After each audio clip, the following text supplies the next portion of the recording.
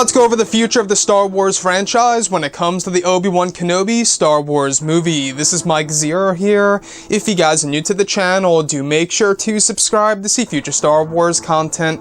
Now, one of the big movies that a lot of people have been begging to see is, of course, a standalone film giving us a story in between the events of Revenge of the Sith and, of course, Star Wars A New Hope, telling us exactly what Obi Wan Kenobi was up to on Tatooine in between those two big movies. Now, looking at Star Wars as a whole, we do know that the Solo A Star Wars Story shakeup and the box office results really kind of changed Disney's entire plan for the future of the franchise after Episode 9. In fact, just a couple of days ago, Disney CEO Bob Iger went over how there will be a slowdown when it comes to Star Wars. Now, we're not quite sure if that means no Star Wars movie every single year, or just kind of expanding the gap in between films. Kind of like how they view this as a mistake of The Last Jedi coming out in December of 2017 and Solo coming out in May of 2018. Now, their plan could be that each movie would have to have at least a whole entire 12-month gap in between. So that could also translate to what Bob Iger was saying. But looking at the Obi Wan Kenobi Star Wars movie specifically, we haven't been hearing too much about this. However, apparently, Disney is pushing the idea of the Obi-Wan movie coming to the streaming service that is set to debut in 2019, and that the standalone films featuring the story of one character is suited for the streaming service. Meanwhile, standalone films like Rogue One would be for theaters. Now, this is a very interesting thing, because we heard about this lightly a couple of months ago, that Disney was toying around with the idea of movies actually coming over to their streaming service, which, by the way, I believe it's now called Disney Play.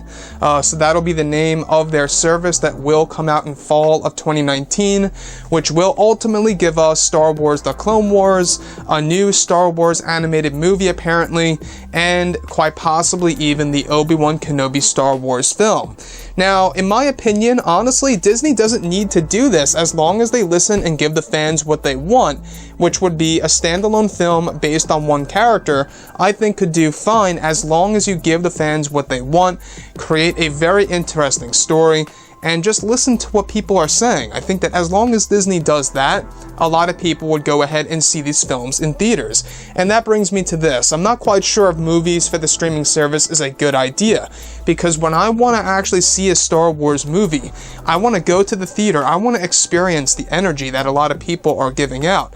That, you know, happy feeling of seeing a Star Wars film in a theater, hearing the people cheering and being shocked and awe and stuff like that. That's what I want to experience. I want to watch it with other people, you know, hundreds of people in the theater. That's the whole fun thing about a Star Wars film. It really is an event, and that's what I like about it. So if they're really going to revert or downgrade to a movie releasing on their streaming service in order to play it safe with these standalone films that feature these, you know, one and only characters, like, let's say, for example, Obi-Wan or Boba Fett, right? I feel like that maybe Disney got a little scared ever since they released the Han Solo film and how poorly it did at the box office. Now, the other thing, it is said that if the movies come to the streaming service, they will have a lower budget than how they would have actually had if they were being developed for a theater release. And that, to me, once again, it just tells us that Disney is trying to play things safe now,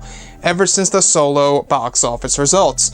Now, to me, I don't think that this is a frequency issue. Everything that happened with Solo and everything that happened, you know, how that movie did by how much money it made, I believe it had nothing to do with frequency. It was all about quality. Now, I will agree that Solo was a good movie, but was it really something that the majority of Star Wars fans were asking for?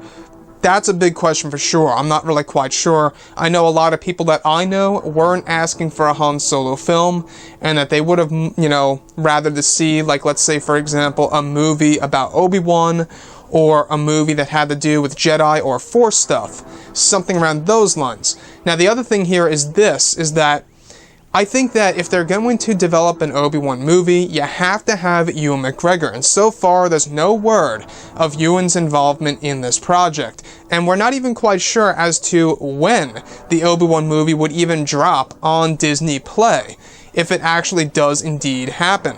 You know, we do know that they're slowing things down with Star Wars, which could mean, that we're not going to get a Star Wars movie every single year. And if they are to downgrade, if they're going to lower their budget on these standalone films that may be suited for Disney Play, it could also mean that the films will be shorter and that they will be made faster. And with them being made faster, it could mean that these movies actually won't be as great as they would be if they were actually suited for a theatrical release. So these are the little things that, you know, I feel that are kind of sad in a way, because if this actually does happen, where movies end up going onto the streaming service like the Obi-Wan movie, sure, I would love to see an Obi-Wan movie regardless, if it's by Disney and Lucasfilm, and if it's done right with Ewan McGregor involved, sure. You know, give it to me any way you can. But I would much rather see it in the theater. It would seem more legitimate to me. It would seem more official in a sense. I'm sure you guys know what I mean here. But anyways, guys, drop a comment below. Let me know what you think about all of this in the comments. And if you guys did enjoy the content for today, do make sure to drop a thumbs up on this video to support the channel. I thank you all so very much for the kind support, and I'll catch you guys next time.